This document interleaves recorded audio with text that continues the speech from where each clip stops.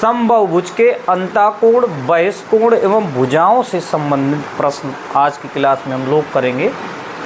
INMMS परीक्षा में लगभग 2 से 3 प्रश्न आते हैं, एक तो प्रतिवर्ष आता ही है। तो समबाहुभुज का मतलब आप जानते हो, सम माने समान, बहुभुज माने भुजाएं, जिसकी भुजाएं समान भी हों और 3 हों या 3 से अधिक हों। क्योंकि 3 भुजाएं नहीं होंगी तो फिर कोई उसमें फिगर भी नहीं बनेगा, रेखा बन के रह जाएगी, कोई आकृति तो बनेगी नहीं। त्रिभुज में कम से कम 3 होती हैं। फिर अंतःकोण, अंदर बने कोण, बहिष्कोण जो उसके बाहर होते हैं, और भुजाओं से संबंधित प्रश्न, उसमें कितनी भुजाएं। देखो, जब बहिष्कोण दिया होगा तो भुजा पूछेगा कितनी होती हैं, या अंतःकोण जब दिया होगा तो भुजा पूछेगा कितनी होती हैं, या भुजाएं दिए होगा तो सभी कोणों का योग पूछेगा, सभी अंतःकोणों का योग पूछेगा। जैसे पहला है हमारा, आप समझिए पहला प्रश्न है, इसमें ये हमने बना दिया ABC, ये समबाहु त्रिभुज हमने बनाया जिसकी तीनों भुजाएं बराबर हैं। ठीक, तो प्रत्येक कोण 60-60 का, समबाहु त्रिभुज है ना, 60-60 का हुआ। तीनों कोणों का प्रत्येक कोण कितने अंश के हो गए, अंतःकोण 60-60 के, तीनों को जोड़ दिया तो कितना आ गया, 180 अंश। ओके, 180 अंश आया। आ रहा समझ में, किसी कोई दिक्कत? Okay, clear. अगर हम भुजा कितनी है इसमें, 3, n बराबर 3 है ना, अगर ये भुजा का मान हम यहाँ रख दें, क्या आ जाएगा, 2 गुणे 3 माइनस 4 और गुणे 90, 6 माइनस 4 गुणे 90, कितना आ जाएगा, 2 गुणे 90 अंश बराबर 180 अंश। वही आ गया जो हमने जोड़ा अंतःकोणों को, जो योगफल प्राप्त हुआ 180, वही आ गया इस फार्मूले में रखने से। किसमें, 2n-4 गुणे 90 अंश। ये अंतःकोणों का योग निकल आया। क्या निकल आया, अंतःकोणों का योग।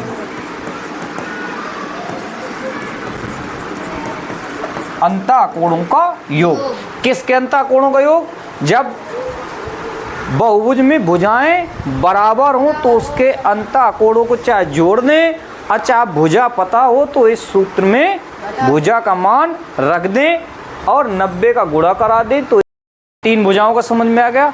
और इसमें अगर चतुर्भुज हो, समचतुर्भुज, 4 भुजाएं हों, देखिए समचतुर्भुज में अंतःकोणों का योग क्या आएगा, समचतुर्भुज में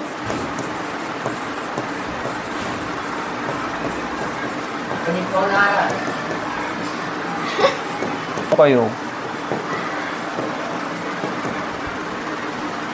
किसका है, समचतुर्भुज में अंतःकोणों का योग। अब क्या है, 4 भुजाएं हैं तो क्या करें, n की जगह क्या रख दें, 4 रख दें। अंतःकोणों का योग आ जाएगा 2 गुणे 4 माइनस 4 गुणे 90 अंश, 4 दूनी 8 माइनस 4 गुणे 90 अंश, आ गया 4 गुणे 90 अंश मतलब 360 अंश होता है, 360 अंश हो गया। सम पंचभुज है तो n की जगह क्या रख देंगे, 5। सम खडभुज है तो n की जगह 6। तो अंतःकोणों का योग निकल आएगा। क्लियर हो गया? ये किसी को दिक्कत? ये अंतःकोणों का योग है, निकला है। ठीक, समझ में नहीं आया? क्लियर हो गया अंतःकोणों का योग। अब आइए देखिए आगे। अब इसमें क्या दिया है, मान लीजिए कोई बहुभुज बना है, जैसे हम करते हैं समबाहु त्रिभुज को ले लेते हैं। ये समबाहु त्रिभुज ले लिया, ये इसका 22 कोण हो गया। ये इसका अंतःकोण कितना है 60, अब 22 कोण आ गया 120। तो क्या होगा, अब 22 कोण दिया होगा तो क्या करोगे, सबसे पहले अंतःकोण निकालोगे, क्योंकि योग किसका है, अंतःकोणों का है। योग किसका है, अंतःकोणों का। तो निकालोगे क्या, अंतःकोण निकाल। समबाहुभुज का 22 कोण दिया है, क्या दिया है 22 कोण। तो अंतःकोण निकालेंगे तो क्या करेंगे, 180 में घटा देंगे, क्योंकि किसी भी बिंदु पे 180 का अंश का कोण बनता है रेखा के एक और रेखा में। ठीक, तो क्या करेंगे, 22 कोण दिया होगा तो अंतःकोण निकालने के लिए 180 अंश में घटा देंगे। समबाहुभुज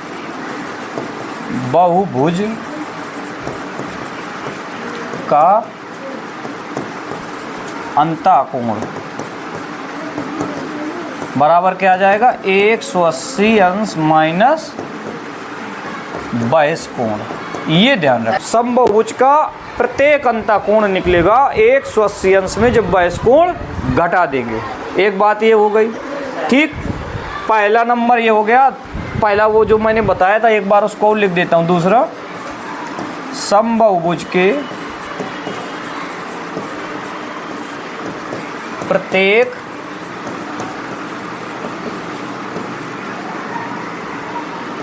अंतःकोण का मान, कोण का मान। अब ये आपने अंतःकोण निकाला, 180 में 22 कोण घटा दिया। अब प्रत्येक अंतःकोण कैसे निकले, क्योंकि योग तो पता है, जैसे योग पता है 180, इसमें 3 का भाग लगाओगे तो कितना आएगा 60, प्रत्येक कोण निकल आया। अगर दिया 360, 90 का भाग लगाओगे तो कितना आएगा 4 आएगा। 540 में 5 का भाग लगाओगे तो कितना आएगा, जैसे तुम 5 रखोगे तो 5 दूनी 10, और 10 में 4 गए 6, और न 4 का 54, 540 है। अब 540 में 5 का भाग लगाओगे तो कितना आएगा 18 आएगा, है 108 अंश आएगा। तो अगर 540 में 108 अंश का भाग लगा दोगे तो कितना आएगा 5। तो अगर पूरे योग में जितनी भुजाएं उसका भाग लगा दोगे तो कोण निकल आएगा। पूरा जो योग कितना है 2n माइनस 4, ये तो योग है, अब गुणे 90, ये तो योग है। अब योग में प्रत्येक अंतःकोण का भाग लगा दोगे तो भुजा आ जाएंगी। अब भुजा का भाग लगा दोगे तो अंतःकोण निकल आएगा। तो भुजा कितनी है इसमें, n का हमने लगा दिया भाग, तो प्रत्येक अंतःकोण का मान निकल आया। अंतःकोण निकालने के लिए 180 अंश में 22 कोण घटाया। बहुभुज का प्रत्येक अंतःकोण का मान ये निकल आया। और बहुभुज के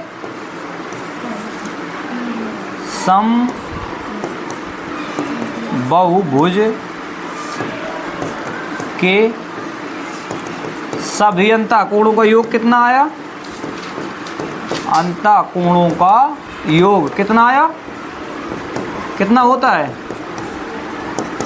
2n माइनस 4 गुणे 90 अंश, ये होता है। इसको पहले लिख देता मैं, ये पहले हमने इसके सवाल भी किए 1-2। इसमें जो आएगा, अगर आप अंतःकोण का भाग लगा दोगे तो भुजाओं की संख्या निकल आएगी। अब भुजाओं का भाग लगा दोगे तो अंतःकोण का मान निकल आएगा। क्लियर हो गया, किसी को दिक्कत? ओके, अब देखिए इनका प्रयोग करते हैं हम लोग। यदि एक समबाहुभुज की भुजाओं की संख्या 5 हो तो उसके प्रत्येक अंतःकोण की माप निकालिए। समबाहुभुज के प्रत्येक अंतःकोण का मान ये लिखा हुआ है।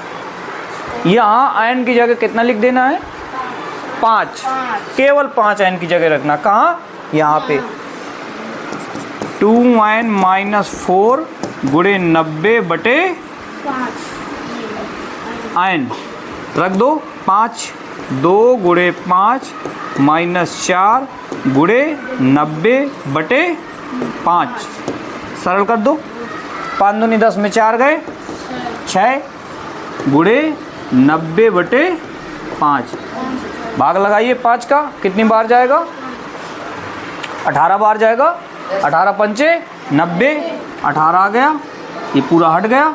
अब 18 का 6 से 108, यहाँ आ गया 108 अंश। ये आ गया प्रत्येक अंतःकोण का माप। क्लियर? किसी को दिक्कत? नोट करिए इसको तुरंत। एक समबाहुभुज जिसके प्रत्येक बाह्य कोण की माप 45 है, बाह्य कोण 45 है। योग जो दिया रहता है वो किसका दिया रहता है? अंतःकोणों को दिया रहता है, बाह्य कोण का नहीं दिए रहता। तो सबसे पहले हमें क्या करना है? अंतःकोण निकालना है कि अंतःकोण का मान क्या होगा। तो निकाल देते हैं अंतःकोण का मान। अंतःकोण का मान क्या करें? क्या करते हैं निकालने के लिए? 180 में इसको घटा देंगे, कितना आ जाएगा? 135। अल्ले ये आ गया। प्रत्येक कोण कितने का हो गया? प्रत्येक अंतःकोण 135 अंश का हो गया। क्लियर? मतलब अंतःकोण का मान निकल आया। क्लियर? अंतःकोण का मान निकल आया। उसमें क्या था? अंतःकोण का मान निकालना था, भुजाओं को मान पता था। इसमें क्या है? अंतःकोण का मान निकला है, भुजाओं का मान नहीं निकला, निकालना है। यही का प्रयोग करेंगे इसी फार्मूला का। अब अंतःकोण की जगह रख देंगे 135 अंश। क्लियर? दिक्कत किसी को? मानसी दिक्कत बताओ? नहीं समझ में आ रहा?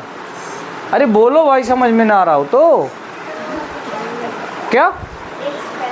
180 में 45 घटाया ना, बाह्य कोण दिया है, अंतःकोण निकालना है तो 180 में घटा देंगे, क्योंकि कोण तो रैखिक युग्म का कोण तो 180 अंश का होता है। तो अंतःकोण और बाह्य कोण मिलकर रैखिक युग्म का कोण बनाते हैं। तो जो बाह्य कोण दिया है वो घटा देंगे 180 में, तो अंतःकोण निकल आएगा। किसी को दिक्कत हो तो बताओ, जहाँ समझ में ना आए पूछा करो तुरंत। फिर अंतःकोण का मान निकल आया, अब ये फार्मूला लगा देंगे। बताओ अभी कोई दिक्कत है? बताओ बेटा, किसी को कोई दिक्कत? रख दीजिए इसमें। तो यहाँ आ जाएगा 2n-4 गुणे 90 अब बटे n। क्लियर हो गया? अब काट दो, थोड़ी सरल कर दो। तो 45 का भाग लगा दो, चाहे 90 को 95 कर दो, चाहे 45 का भाग इसमें कई बार चला जाएगा? 3 बार। और इसमें कई बार चला जाएगा? 2 बार। क्लियर हो गया? यहाँ 3 बच गया, n नीचे भाग में, तो यहाँ आ जाएगा तो गुणा में, तो यहाँ आ जाएगा 3n बराबर 2 का अंदर गुणा कर दो, 2 दूनी 4n माइनस 2 चौको 8। आपको अगर समझ में कन्फ्यूजन हो तो ले मैं काट दे रहा हूँ, काटते नहीं वैसे भाग देते हैं। क्लियर हो गया? 2 दूनी 4 और 2 चौको 8। पक्षांतर करना जानते हो आप लोग? नहीं पता? पक्षांतर कर दो, 4n की तरफ 3n ले जाओ और 8 को इस तरफ भेज दो तो धन का हो जाएगा। n बराबर कितना आ गया? 8। कितनी भुजाएं हैं? 8 भुजाएं हैं उस बहुभुज में। उत्तर पता चल गया। किसी को दिक्कत? क्लियर हो गया? सवाल नोट करिए, सवाल नोट करिए। इसी बहुभुज में जिसके बाह्य कोणों अंतःकोणों का अनुपात 1:3 है। अब हमने अभी यही सीखा है कि अंतःकोण अब बाह्य कोण का योग कितना होता है? 180 है, क्योंकि रैखिक युग्म के कोण बनाते हैं। तो इनका अनुपात दिया है। अनुपात का मतलब होता है कोई ऐसी संख्या जो दोनों में मिलती है और वो क्या हो जाती है? दोनों में मिलती है तो विभाजित हो जाती है। जैसे 6 और 8 है, इनका अनुपात निकालेंगे तो 3-4 आ जाएगा, जो 2 मिल रहा है वो हट जाएगा। 30-40 है, 10-10 हट जाएगा और 3-4 इसका भी अनुपात आ जाएगा, आएगा ना 3-4। 12-24 है तो उसमें भी अनुपात आएगा 3-4। 300-400 है तो उसमें भी अनुपात आएगा 3-4, 100 हट जाएंगे। तो जो मिलती होती है वो संख्या हट जाती है, अतः हमें पता ही नहीं रहता क्या मिल रहा होगा, तो हम मानते हैं उसमें चर, और दोनों को जोड़ के बराबर करेंगे 180 अंश के। ठीक है? तो क्या आ जाएगा? 1 है 1 तो इसको चर से 1 गुणा कराएंगे तो आएगा x, और 1 है 3 तो आ जाएगा 3x बराबर आ जाएगा 180 अंश। अंतःकोण धन बाह्य कोण बराबर 180 अंश। भाई जब अंतःकोण निकालने के लिए हमने 180 अंश में बाह्य कोण घटाया तो दोनों को जोड़ेंगे तो 180 नहीं आएगा। तो 4x बराबर 180 अंश तो x बराबर आ गया 180/4। कितना आएगा, भाग लगाएंगे इसमें तो आ जाएगा 4 चौको 16, 4 पंचे 20। क्या निकला था इस वाले सवाल में, क्या निकला, x का मान क्या निकला था, x बराबर निकला था 45। अब 45 क्या है, एक है x और एक है 1 और 3 का अनुपात है, तो एक x है और एक 3x है, तो ये 45 है, तो ये निकल आएगा 135 अंश। ठीक। अब अंतःकोण का मान क्या होता है, अंतःकोण का मान योग होता है, योग में n का भाग लगाते हैं मान निकल आता है।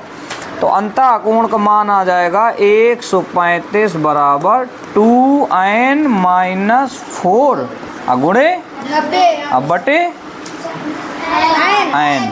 यहाँ इस सरल कर लेते हैं, ये पहले कर भी चुके इससे पहले।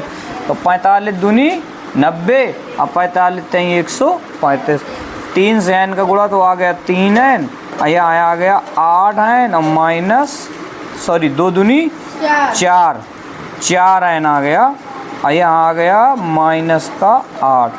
अब पक्षांतर कर दीजिए तो 4n में 3n कट गए, 8 आ गया, तो n बराबर 8 भुजाएं होगी। ये तो एक कर चुके हो ना पहले कि अंतःकोण 135 है तो कितनी भुजाएं होंगी, वही वाला है, दूसरे तरीके से दिया है, नोट करिए इसको। अब ये जो प्रश्न है हमारा वो कोण ओण वाला नहीं है, न समबाहुभुज का है, लेकिन है वो बहुभुज से संबंधित। विकर्णों एवं भुजाओं की संख्या समान होती है। भुजाएं तो आप लोग जानते हैं जिससे आकृति घिरी रहती है। अब विकर्ण का मतलब होता है आपस के शीर्षों को, सम्मुख शीर्षों को आपस में मिला देना, तो विकर्ण बन जाते। देखिए जैसे पहला विकल्प है चतुर्भुज, यही है ना, कैसे भी आप बनाइए चतुर्भुज, ये चतुर्भुज बन गया। कितनी भुजाएं हैं, 4।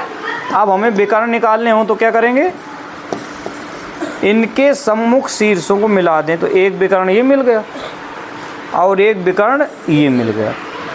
क्लियर। भुजाएं कितनी है, भुजाएं कितनी है, विकर्ण कितने हैं, इसका मतलब है कि ये वाला सही नहीं है। फिर क्या, खटभुज जिसमें 6 भुजाएं हैं, जरूरी नहीं है कि बराबर हो, हैं 6 भुजाएं इसमें, 1 2 3 4 5 6 भुजाएं। अब विकर्ण निकालते हैं, 1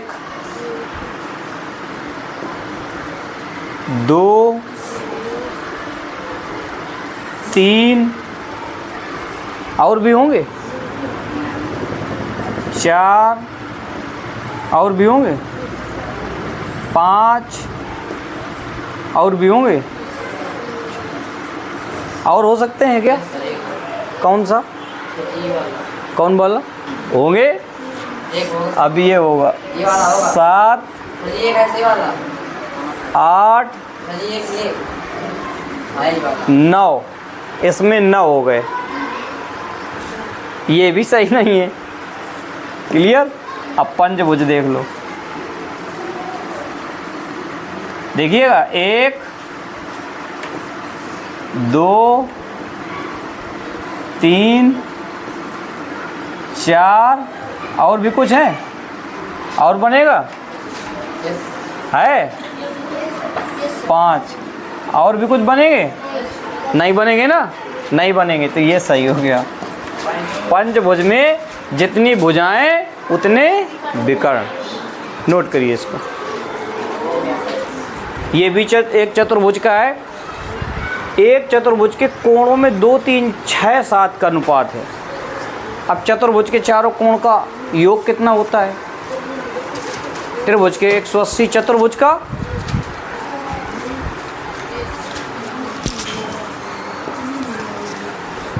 का चारों कोणों का योग चतुर्भुज के, हाँ बोलो, सही कह रहे हैं, जोर से बोलो, 360। अरे डरा नहीं जाता, बोला जाता है, गलत होगा तो क्या होगा, इतना आसान है। फिर भी तुम लोग, चारों कोणों का योग होता है 360, अनुपात दिया हुआ है। वही बात इसमें भी है कि पता नहीं रहता कि कौन सी संख्या है जो मिल रही है और अलग हो गई तो क्या माना जाता है उसमें, चर, तो सबको जोड़ देते हैं। चर मान लिया 2x 3x 6x और 7x बराबर कितना आ गया, 360। हम 180 लिख दे रहे हैं, 360 लिख गया। जोड़ दो सबको, कितना आएगा? जोड़ो। हाँ, 18x बराबर 360। तो x बराबर कितना आ जाएगा? ये 18 कहाँ जाएगा? नीचे जाएगा, बटे में भाग लगाएंगे, 20 आ गया। x का मान कितना आ गया? 20। अब सबसे बड़ा निकालना है। सबसे छोटा ये है और सबसे बड़ा क्या है? 7x। तो सबसे बड़ा कोण बताना है, तो सबसे बड़ा कोण आ जाएगा कितना? 7x, मतलब 7 गुणे 20 मतलब 140 अंश।